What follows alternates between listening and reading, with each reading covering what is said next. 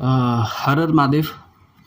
आज मैं आप लोगों से जिस विषय पर बात करने वाला हूँ वो एक ऐसा विषय है जो मैक्सिमम लोग मुझसे पूछते हैं। ठीक है, वो कहते हैं कि हम पूजा पाठ तो ईश्वर की करने लगे थे, हनुमान जी की कर रहे थे, माँ सरस्वती की कर रहे थे, कृष्ण जी की कर रहे थे, हम मंत्र जाप करते थे, हम सारी विधियाँ करते थे, भोग भी रखते थे।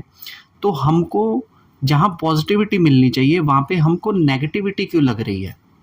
या फिर जैसे-जैसे हम पूजा पाठ कर रहे हैं, हमारे घर की समस्याएँ तो खत्म होनी चाहिए थी, ये समस्याएँ बढ़ क्यों रही हैं? या फिर जो व्यक्ति अधिक पूजा पाठ कर रहा है, तो उसको तो ये चाहिए था कि भई मेरी तो समस्याएँ खत्म हो जानी चाहिए थी ना पूजा पाठ करने के बाद, तो मेरी समस्याएँ बढ़ क्यों रही हैं?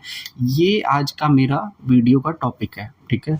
और क्योंकि बहुत सारे लोगों का ना मोटिवेशन चला जाता है, विश्वास चला जाता है ईश्वर से। उनको लगता है कि हम लोग तो ईश्वर की पूजा कर रहे थे और हमारे जो काम है वो सब खराब होने लग गए हैं। तो मुझे लगा कि क्यों ना इतने लोगों का अगर मुझसे ये क्वेश्चन आ ही रहा है तो मैं आप लोगों को विस्तार से एक वीडियो बनाकर इसके बारे में पूरी जानकारी मैं आप लोगों को देता हूँ। ठीक है, तो सबसे पहली चीज़ मैं आप लोगों को बता देता हूँ कि जब भी आप अपनी एनर्जीज़ को कॉल करते हैं, ईश्वर की एनर्जीज़ को कॉल करते हैं, तो वो कॉल उन तक पहुँचता है। ठीक है, लेकिन आपको नेगेटिविटी क्यों लग जाती है? क्योंकि जब आप ईश्वर की पूजा करने के लिए बैठते हैं ना, तो आपकी बॉडी पूरे द्वार खोल देती है। आपके सभी चक्र है ना, जो मूवमेंट में आ जाते हैं। अब ऐसा करने से क्या होता है कि आपकी जो ध्यान में आप जिस ध्यान के अंदर बैठे हैं, वहाँ पर एक आप है ना कॉस्मिक एनर्जी को खींच रहे हैं। ठीक है, अब कॉस्मिक एनर्जी एक ऐसी एनर्जी है जिसे हर एक एंटिटी खाना चाहती है, क्योंकि कॉस्मिक एनर्जी से हर एक आत्मा का प्रकाश बढ़ता है। अब आपने देखा होगा कुछ लोग जो अधिक साधनाएं करते हैं, पूजा पाठ करते हैं, तो उनकी पास इतनी अधिक कॉस्मिक एनर्जी होती है कि हम लोग उनके पास जाकर ही अच्छा फील करते हैं, या फिर हम लोग उनकी बात सुनने के बाद ही बहुत अच्छा फील करते हैं, बिकॉज ऑफ उसमें कॉस्मिक एनर्जी का जो लेवल है वो हमसे हाई है।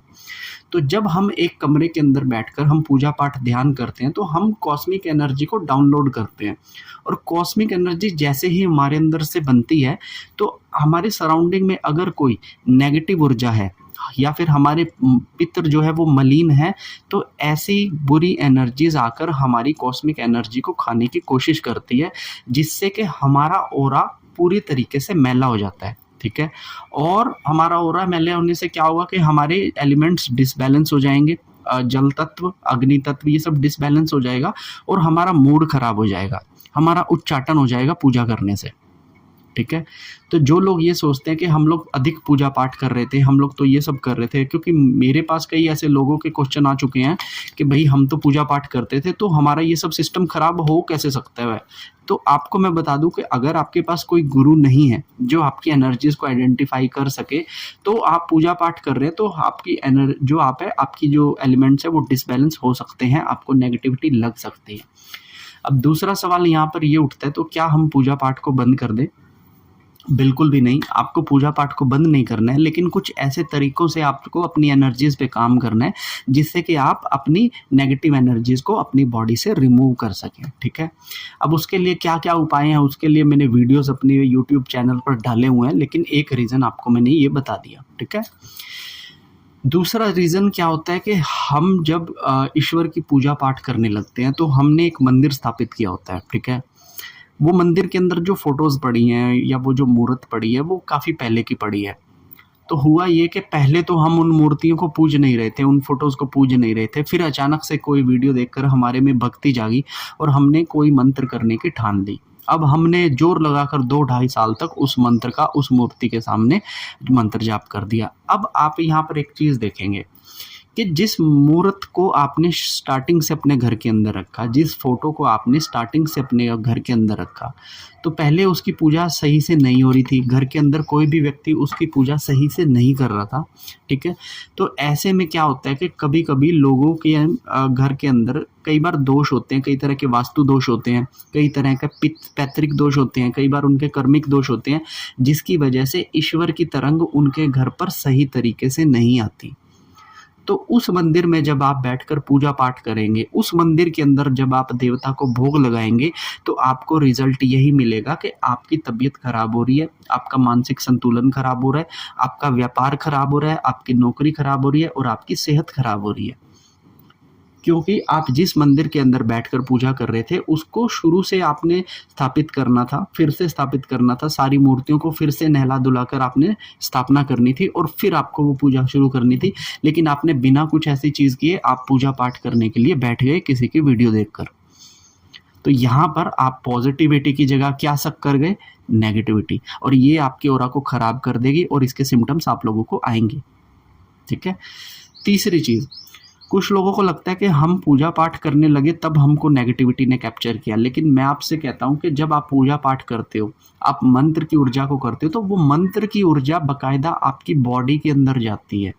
ठीक है? और जैसे जैसे वो आध्यात्मिक ऊर्जा, वो मंत्र ऊर्जा, वो कॉस्मिक ऊर्जा आपकी बॉडी के अंदर जाती है, तो जहाँ जहाँ पे आपके नेगेटिविटी बसी होती है, जहाँ जहाँ शरीर के अंदर आपके डीएनए के जो पैतृक दोष बसे होते हैं, वो आपसे फड़फड़ाना शुरू कर देते हैं आपस में। तो जब आप पूजा पाठ करते हो तो जहाँ पे आपको नेगेटिविटी होगी वहाँ से आपको कष्ट आने शुरू हो जाएंगे। अब ऐसे में बहुत सारे लोग ये आइडिया लगा लेते हैं कि मैं पूजा करता हूँ तो दुखी रहता हूँ, पूजा छोड़ देता हूँ तो मैं सुखी रहता हूँ, इसका मतलब तो पूजा गलत है। पूजा गलत नहीं है। पूजा से आपने एक ऐसी एनर्जी को बुला लिया जो उस नेगेटिव एनर्जी को तोड़ रही है। अब जब आपके घर के अंदर सांप है तो वो छुप छुप कर बैठा है, आपको भी नहीं पता, लेकिन अगर आपने उस सांप की पूंछ पर पैर रख दिया तो वो सांप तो फड़फड़ाएगा ना। तो ऐसे में वो अंदर की नेगेटिविटी बाहर निकलने की कोशिश करती है कि ये ऐसा मंत्र जाप कर ही क्यों रहा है, या तो ये मंत्र जाप बंद कर दे या फिर मैं इसके शरीर से बाहर निकलूं। तो यहाँ पर तीसरा रीज़न आता है कि ये जो होता है नेगेटिविटी का। ठीक है? इससे सराउंडिंग्स में कई बार क्या होता है, आपको नेगेटिविटी का कारण होता है कि कई बार हमारे पूर्व जन्मों के अंदर कर्म जो होते हैं ना वो अच्छे नहीं होते हैं। ठीक है? लेकिन फिर भी कुछ अच्छे कर्मों से हम लोग पूजा पाठ करने के लिए बैठ जाते हैं। ठीक है ना? तो जब हम पूजा पाठ करने के लिए बैठ जाते हैं तो ईश्वर की जब हम पर कृपा पड़ती है ना, तो कुछ रूल्स हैं, कुछ बाउंडेशंस हैं ईश्वर के हमारे आने तक। तो वो रूल्स और बाउंडेशन कब पूरे होंगे? जब आप अपने कर्मिक बैलेंस को बिल्कुल संतुलन में लेकर आएंगे। कुछ बुरे कर्म जो आपने पिछले जन्मों में कर दिए थे, अब उनको उतारने के लिए एक्सट्रीम से आपकी बड़ी-बड़ी ईएमआई आएगी। आपने लोन ले रखा है ना, अब उसकी बड़ी-बड़ी ईएमआई आएगी और जब वो ईएमआई आपके ऊपर आएगी, आप रोओगे, आप तरसोगे, आप बोलोगे कि यार मैं तो प्रभु की पूजा कर रहा था, मेरे तो कष्ट ही बढ़ गए ज़िंदगी में। तो वो कष्ट किस लिए बढ़ने थे? क्योंकि आपका बकाया बाकी था। अब वो बकाया कैसे कटेगा? वो कटेगा जब आप फुल ईएमआई दोगे अपनी चीज़ों की। तो जब आपकी बड़ी-बड़ी ईएमआई जाती है, आपको बड़े-बड़े कष्ट आते हैं, तब आपको दुःख होता है, तब आपको कष्ट होता है। तो हमें फिर से ये लगता है कि हम पूजा कर रहे हैं तो हमें कष्ट आ रहे हैं। अब बेसिकली मैंने ये चीज़ देखी है, आज के यंगर स्पिरिचुअलिटी के अंदर आते तो हैं, लेकिन स्पिरिचुअलिटी में आने के बाद है ना उनका एक बहुत ही बड़ा टास्क शुरू हो जाता है, क्योंकि उनके सारे बुरे कर्म जाग जाते हैं। यहाँ पे उनके रिलेशनशिप्स बिगड़ जाते हैं, घर के माहौल ख़राब हो जाते हैं, या फिर मैं कहूँगा कि वो जो फाइनेंशियली कमा रहे थे उसमें भी उनका ब्रेकडाउन हो जाता है, इमोशनली ब्रेकडाउन हो जाते हैं वो लोग। तो स्पिरिचुअलिटी इतनी खतरनाक चीज़ भी हो सकती है कुछ लोगों के लिए, लेकिन आपको इन सभी चीज़ों को परे रखना है, क्योंकि जिस दिन ईश्वर ने आपका हाथ पकड़ा है ना, अब वो आपको मिलेगा ज़रूर, चाहे आज मिले, चाहे कल या परसों। तो जितने भी लोगों की ये शिकायत रहती है कि हम लोग जब पूजा पाठ करते थे, पूजा पाठ नहीं करते थे तो हम लोग ठीक रहते थे, फिर हम पूजा पाठ करने लगे तो हमें नेगेटिविटी क्यों लगी? क्योंकि वो नेगेटिविटी को शक आपने किया, क्योंकि उस नेगेटिविटी के बारे में शुरू में पता आपको नहीं था। आपने 1-2 साल किया, आपकी परेशानी बढ़ी, तब आपने पूछने के लिए आए ना कि ऐसा क्यों हो रहा है? उससे पहले तो आपने नहीं पूछा। तो इस वजह से मैक्सिमम लोगों को ये इश्यूज़ रहते हैं, और मैं लिटरली बता रहा हूँ, जब मैं लोगों से ये सब सुनता हूँ कि क्या मुझे पूजा पाठ बंद कर देनी चाहिए अगर मुझे इतनी ही प्रॉब्लम आ रही है पूजा पाठ से, तो देखिए आपको इन चीज़ों को समझना पड़ेगा। जब आप किसी बड़ी पावर की पूजा कर रहे हैं ना, तो उस पावर को संभालने के लिए आपको नॉलेज तो होना चाहिए ना कि हम घर के अंदर बिजली को ला रहे हैं तो बिजली का इस्तेमाल कैसे करें, खंभे तक कैसे लेकर जाएं, ट्यूबलाइट पे कैसे लाएं, पंखे पे बिजली को कैसे लाएं। अगर बिजली की तारें आपके घर में ऐसे ही पड़ी होंगी तो करंट तो आपको लगेगा ना। तो सीखने की बात है। मैं ये नहीं कहता कि आप किसी को भी जाकर गुरु बनाओ तभी पूजा करो। अगर आपको थोड़ा बहुत नॉलेज भी आप रखते हो, या फिर कोई बताने वाला है, या फिर कोई ऐसा मार्गदर्शक आप यूट्यूब पर देख लेते हो, या फिर कुछ भी कर लेते हो, तो कहीं से पहले अपना थोड़ा-सा नॉलेज निकालो और उसके बाद इन चीज़ों के अंदर आप घुसो। अदरवाइज़ आप लोग क्या करेंगे कि कुछ भी कर जाएँगे किसी के कहने पे, और उसके बड़े-बड़े फिर आपको नुकसान भुगतने पड़ेंगे। फिर आप 5-6 साल अगले लगा देंगे बाबाओं के पास चक्कर काटने में। तो क्योंकि बहुत जनता इन चीज़ों से ग्रसित हो सकती है, because of the same reason इसलिए मेरा ये फ़र्ज़ बनता है कि मैं अपने सभी साधकों को इसके बारे में बताऊँ। ठीक है? तो आशा करता हूँ कि आपको मेरी बात समझ आई होगी। अगर फिर भी आपका कोई मुझसे प्रश्न हो तो आप मुझसे कमेंट कर पूछ सकते हैं। हर हर महादेव।